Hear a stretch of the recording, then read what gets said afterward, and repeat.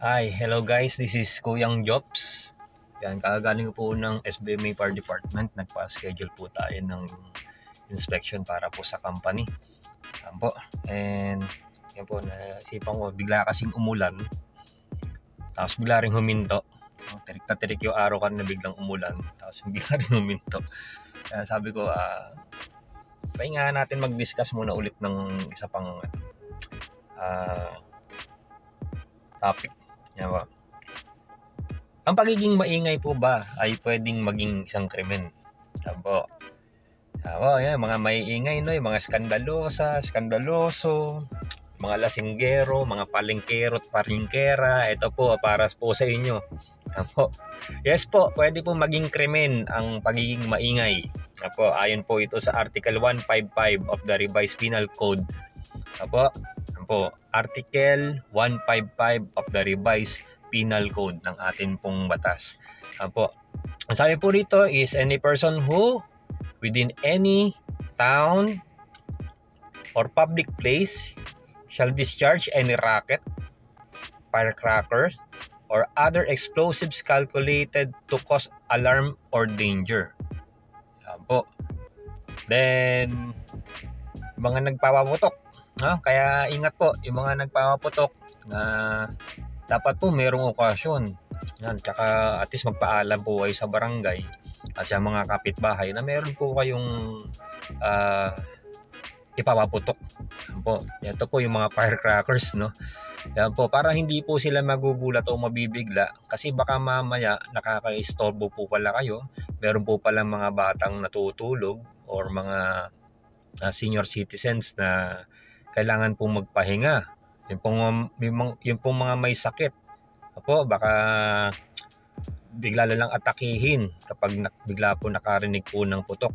Kaya kailangan po magpapaalam po kayo para hindi po kayo maidemanda. Diba? At sa alarms and scandals. Yan po. The penalty daw dito sa alarms and scandals is 40,000 pesos. Apo.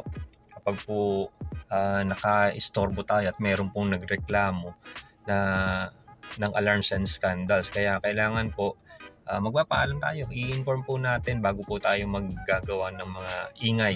Apo. Yung mga parties. Though yung iba naman po sa LGU, meron naman pong mga local na mga batas. Yung mga anti-nuisance law. Po.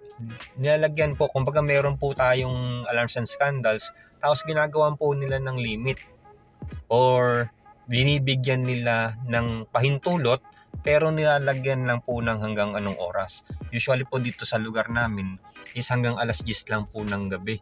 Yun pong mga videoke. Opo. O kaya po yung ingay po pagdating po sa mga kasiyahan o mga umpukan. Opo. Pagdating po ng alas 10 ng gabi, dapat po tahimik na po yung mga yan, not unless nabigyan nyo po lahat ng kapitbahay ninyo ng handa ninyo. Apo, at lahat po ng kapitbahay ninyo ay katsokaran ninyo o kadikit ninyo. Kaya yun po. Next po natin is any person who shall instigate or take an active part of any charibari or other disorderly meeting offensive to another, apo, or prejudicial to public tranquility. Yan po yung mga pagtitipon na nakakaistorbo o yung charibari nga po.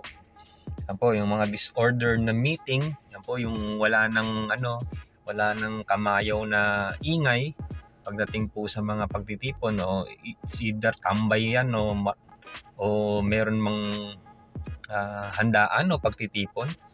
Apo, basta hindi na po in order, no? Lalo na po yung mga ingay na hindi na po katanggap-tanggap para po sa mga kapitbahay.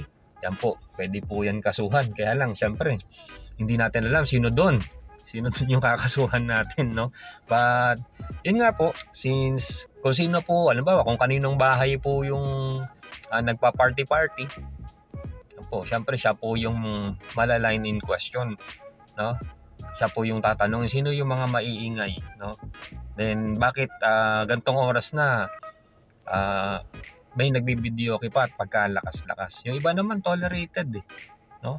Lalo pag gabi na, siguro puro pampatulog na lang po yung kakantahin para po makatulog ng maayos yung atin pong mga kapitbahay, no, na nagpapahinga na at gusto pong magpahinga, na yung iba nga may sakit, yung iba matanda, tapos yung iba may mga babies na hirap pong patulugin, may sakit na, no, lalo yung mga babies na may sakit ang hirap patulugin, ang tagal-tagal mong hinele, tapos bigla-bigla may maingay, hindi magigising ngayon yung bata, no.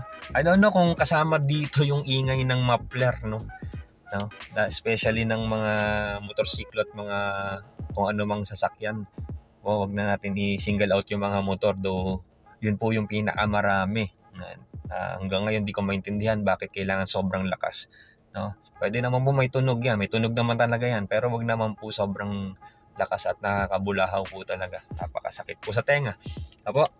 At syempre po ang ating pong gobyerno ay gumagawa naman po ng mga karampatang hakbang para po sa mga yan. Kaya yung iba po talaga naman nahuhuli. Dito po sa lugar namin marami na pong nahuli. But as I observe, meron na naman pa isa-isa, no? Yung mga alanganing oras, alas 12 ng gabi, alas 2, alas 3 ng madaling araw. Yan po, mayroon po mga dumadaan sa area po namin. Kaya yun po, pag doon po sa bahay, kapag po gumagawa ako ng video, maririnig niyo meron pong mga dumadaan ng mga sasakyan. At kasi tabi po kami ng main road. Na po. Then, ayan po. Any person who while wandering about at night, yun po yung mga pakalat-kalat o namamasyal, no, yung naglo-loitering sa gabi, no, pakalat-kalat sa gabi, hindi mo alam kung anong reason, or while engaged in any other nocturnal amusements. Yan po, kung meron po mga amusements sa gabi, apo, shall disturb the public peace. Yan po, dapat po kung nandoon po tayo sa, lalo na po't gabi na, no, iwasan na po natin yung pag-iingay kasi talaga naman nakakabulahaw pag gano. Isipin nyo, ang tahitahimik ng gabi, bigla-bigla may sisigaw, no po, biglang yan. Talaga naman yung mga marites mapapadungaw talaga sa bintana. Siyempre kailangan malaman ano bang dahilan, bakit may commotion sa labas, bakit meron pong nag-iingay. Then any person who while intoxicated or otherwise, nakalagay po dito intoxicated, pwede pong sa alak, pero pwede pong sa droga, or intoxicated sa pag-ibig. Yan po. Biro lang. Siyempre pag pag-ibig, masaya yan. Pag masaya, lumalabas po yung pakiramdam. Yan po, intoxicated na po. Sobrang saya. O kaya intoxicated naman sa tawag dito, pagkabigo. Yan. Halos parehas lang po ng effect yan. Parehas nag-iingay yan. Lalo hahaluan nyo ng alak. Apo, talaga pong mag-iingay at mag-iingay yan. Parehas yan. Okay? Kaya yun po, dapat po hindi po magkokos ng disturbance or scandal sa mga public places, provided that the circumstances of the case shall not make the provisions of Article 153 applicable. I-search ko tong Article 153 na to, mukhang connected siya, no? Kung meron po kayong time, paki-check din po yung Article 153. Ito po is Article 155 ng Revised Penal Code. Ito po yung alarms and scandal. Paki-check po yung 153 kung meron po kayong spare na time. Po. Kaya yun po, ulitin ko yung mga palengkero, lasinggera, po, at saka po yung mga eskandaloso na alam niyo po yung ang lapit-lapit lang naman nung kausap, pero ang bibig sobrang pagkalakas-lakas, lalo na po sa 10 oras ng gabi. Medyo paki-tone down po natin yung ating pong volume, po, para po hindi po tayo makaka-istorbo ng ibang tao. At syempre, kahit naman po tayo ilagay natin yung sarili natin dun sa mga tao, ayaw din po natin na tayo po ay may istorbo rin sa kalagitnaan ng ating pong pagpapahinga. Apo, lalo na po yung mga tao na pagod araw-araw, galing pong trabaho, tapos matutulog, at kinabukasan maaga na naman gigising, at maghahanap po kayo ulit. Na po, kapag may mga ganyan po tayo na mga kapitbahay, lalo na po alam niyo may sakit, may matanda, may bata, no, may mga baby na mahirap pong patulugin, medyo tasahan po natin ng ating volume para po hindi tayo magka-problema sa community. Ito po, ulitin ko po, ito po, pag penalty of arresto minor or a fine not exceeding 40,000 pesos. Ito, yan po. Yan po yung at nabanggit ko na rin naman po yung mga yung mga exemptions. Katulad po na kung yung barangay ninyo is nabigyan ng pagkain. Yan po. Yan po. Kung meron pa po kayong ibang topics na gusto pong i-discuss, paki-comment down lang po sa baba. At kung hindi ka pa nakasubscribe, subscribe na. Libre lang. Libre lang po yan. Na po, paki-share na rin para po marami pong makaalam na ito pong dinidiscuss natin at paki-like na rin po yung atin pong video. Na po, marami po salamat. Kuyang Jobs po. Bye-bye!